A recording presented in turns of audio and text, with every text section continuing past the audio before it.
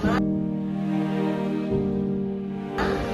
sini kami akan membuat sebuah prototipe mengenai sistem muatan pada kendaraan. Pada kali ini kami menggunakan muatan truk.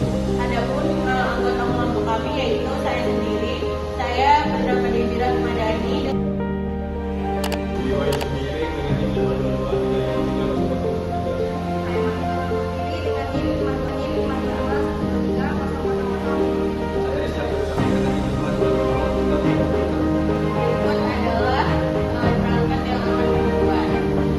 Kendaraan dengan muatan berlebih dapat menyebabkan kerusakan serius pada jalan dan meningkatkan resiko kecelakaan. Menurut statistik, ribuan kilometer jalan rusak setiap tahun akibat beban muatan yang tidak terkontrol. Jika terus dibiarkan, hal ini akan meningkatkan biaya perbaikan dan mengancam keselamatan pengguna jalan.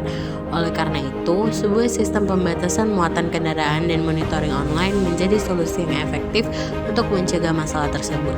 Sistem kali ini kami membuat untuk membantu memantau berat muatan kendaraan secara real time sehingga pihak berwenang dapat segera mengambil tindakan jika ada pelanggaran.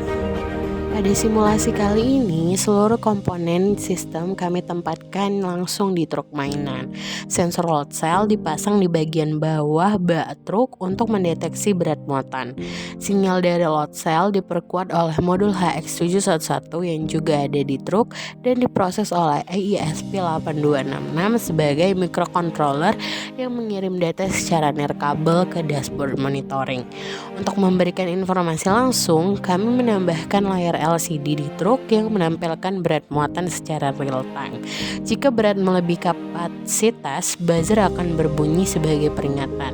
Data muatan ini dikirim ke dashboard online yang dapat diakses melalui laptop atau smartphone, memungkinkan pemantauan dari jarak jauh.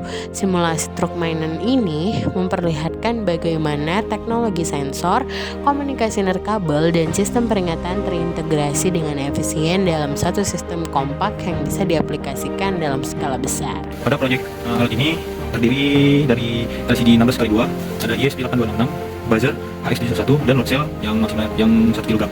Nah, pada HX terhubung ke load cell yaitu untuk kabel putihnya itu E+, kemudian kabel coklatnya itu ke E-, kemudian abu-abunya ke A-, dan yang kuning ke A+. Nah, untuk ke HX71 ke ESP8266, kabel hitam ke ground ESP, kemudian yaitu ground. Kemudian ada DT kabel putih terhubung ke ESP pin 25. Untuk SDK pada HX71 kabel warna ungu terhubung ke pin ESP di 6. Nah, untuk VCC-nya kabel warna ungu terhubung ke ESP di 3 volt. Untuk buzzer, kaki positifnya terhubung ke D7, untuk kaki negatifnya terhubung ke ground.